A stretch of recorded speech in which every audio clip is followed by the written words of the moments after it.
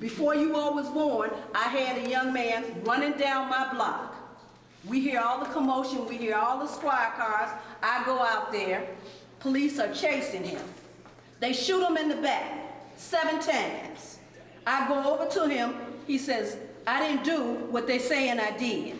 He said, please tell my mother. They grabbed me and said I couldn't be with this child that was dying. I said, no, we're not gonna do that. I'm staying here with him. He died in my arms. And as a mother, that's a hurting thing. For me to have to call another mother and said, your child's last words was, I didn't do it. And I watched your child with my children standing on the porch, see somebody get shot 7 times. And I'm talking about 71st and Aberdeen.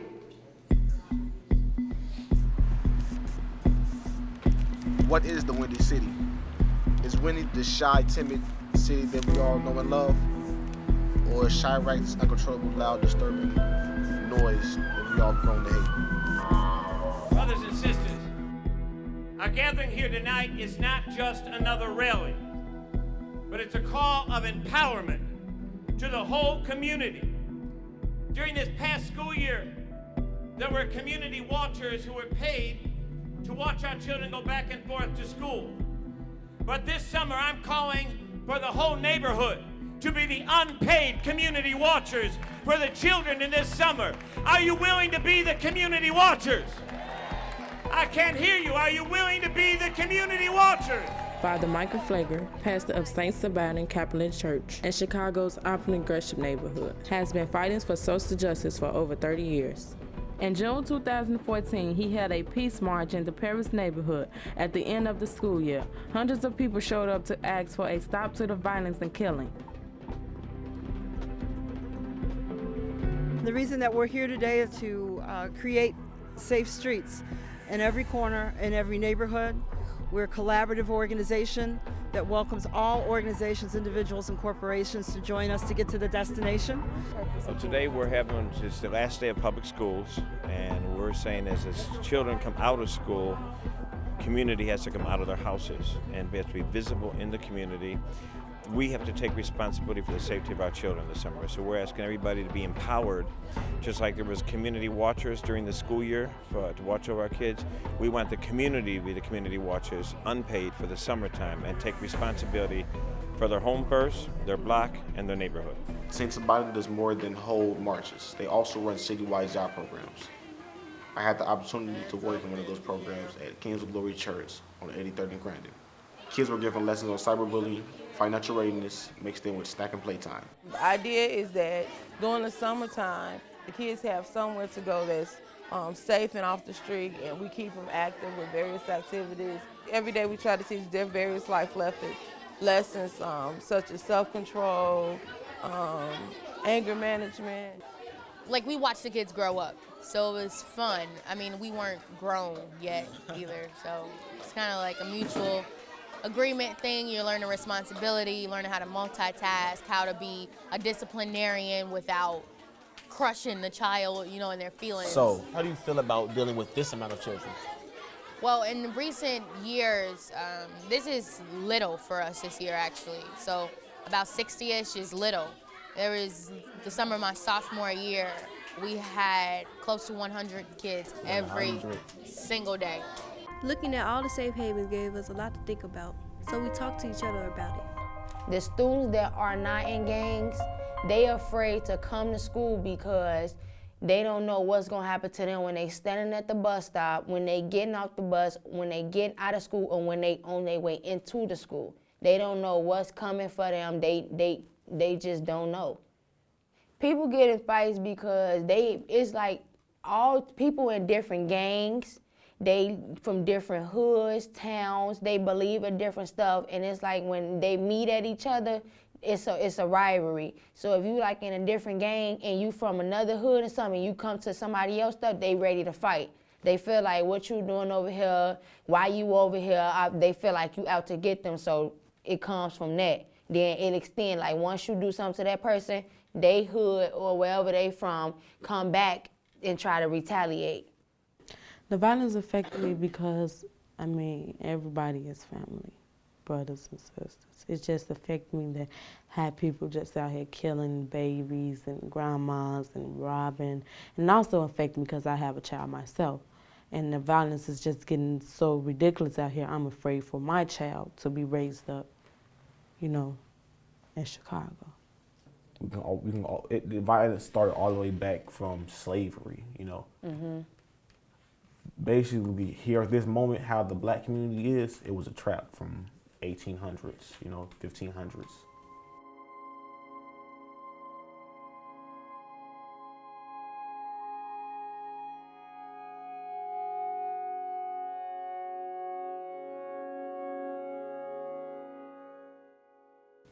I know a lot of people that join gangs, that's in gangs. I have family members that's in gang. I used to be in a gang.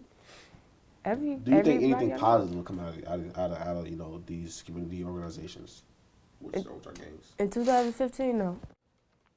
Why do you say that? Not at all. Because all gangs, they're not trying to come together. They're like war. Everybody's at war with each other. They can even be in the same gang and still be at war with each other. Because it's EBK, everybody killer, or just anything. They can get into it with a friend. They can get into it with their closest friend and be ready to kill them. So a lot of people, if they had a job that's paying like good money, a job that they really enjoy and stuff, I think that'd take some of the gang members off the street. I was wow. My mom couldn't tell me nothing. I just wanted to, you know, I didn't want to go to school. I just wanted to be outside. I wanted to hang out all day. And, you know, my mother wasn't doing nothing to make me do that. It was just something that I wanted to do, you know. And now that I look back on it, you know, I was supposed to have been graduated a year ago, you know, had a job. But I thank God, you know, they say it's better late than never. I'm graduating this year, and I just felt like just because no one's there for you, don't mean that your life got to be so, like Jeffrey say, it take you to be strong. I have a daughter too. And I truly say December 27, 2014, she really changed my life. I became a better woman than I ever been because I know how hard it is, and I know that she didn't ask to be here. So as for me, I'm going to work hard because I know she have goals just the way as I have dreams. Everybody needs that little push for them to be motivated. And everybody don't have that push. Everybody don't have that push.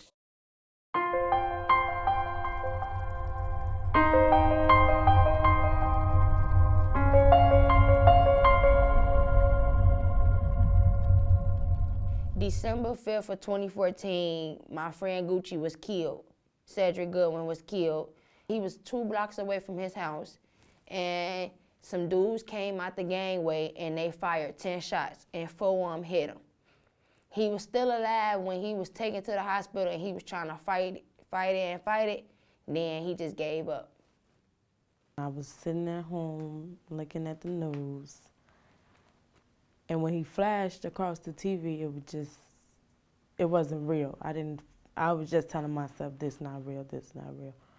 And it just clicked to my head like a lot of violence just needs to stop.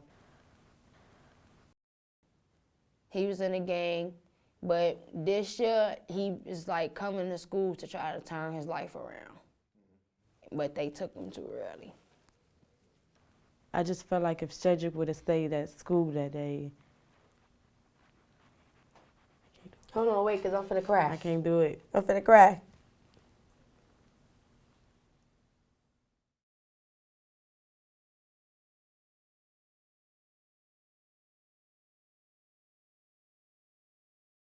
A lot of them afraid of getting killed. A lot of them be running, and when it's come down to that, like if you in a gang and you get killed, you live by that. So I mean, it ain't nothing nobody can do. If you weren't with it, you would still be on earth. I was on YouTube, and it's different gangs like out in the South that gang bang, but they don't do all that shooting and killing and all that. They is like the Blood versus the Crips. They do rap battles. Since Chief Keef and Lil Herb and all them like to rap so much, do rap battles. You ain't gotta kill them. You hurting their family. You hurting their mothers. You hurting their fathers. You hurting their sisters and brothers. The Bloods and the Crips not getting hurt. They making money off that. Exactly. They doing rap battles. You can say whatever you want to, but you ain't gotta touch them. You ain't gotta kill them. People can say whatever they want to in this world. What my daddy told me, you can say whatever you want to as long as they don't touch you. You ain't gotta touch nobody. Ain't nobody like, oh, woo, woo, woo, we finna fight. No, they do rap battles. How about y'all start something? How about y'all go somewhere like y'all like to go to the club and go to the studio, go do a rap battle. You ain't doing nothing but throwing your life away. I mean, everybody got something to live for on this earth. If you a gangbanger and you got kids, live for your kids. Don't, these streets, if you dead or you in jail, these gangbangers, these gangs, these streets not gonna raise your child. They gonna stir your child the wrong way. Teach your child how to go to school, play ball, do something like that. What is your purpose of being out here today? To help stop the violence, to help put these guns down, to really show that we as a people, we are united, and that we can make positive moves and do positive things to help make the community better, especially for our children. It has to be something that we implement every day, all year round, 365 days a year. Earlier today, I was with Hadia Pendleton's family, Cleo and Nate Pendleton, with the mayor and Father Flager to announce the launch of Hadia's Promise, a new foundation organization in her memory. I'm serving on the advisory board. I'm very happy. I heard about the event and I said I would be here. And I just pray that violence in our city decrease. How do you feel about it? What's going on? Oh, I think this is amazing. I think that, Father Flager and all the work that he does, God bless him, and I'm happy to be a part. I'm happy to some people come together for peace. Do you think it's going to work? I think that it's going to help influence. I think that the people that really need to be here are the young men and women who are shooting. And until we reach those, it won't stop. We set out to make a documentary about violence in Chicago. But as we went along, I believe that the documentary became more about positive things throughout the violence in Chicago. There is a lot of violence in Chicago, but there are good things happening too. We saw happy kids at the Safe Heavens, and we saw they were playing in the church. If all those teenagers grow up in a happy place like this, maybe their future won't be as violent. It's never too late to turn your life around. It's never too late. It's never too late. And that's it. Thank you. Thank you, Miss Blackman and Miss Shirley.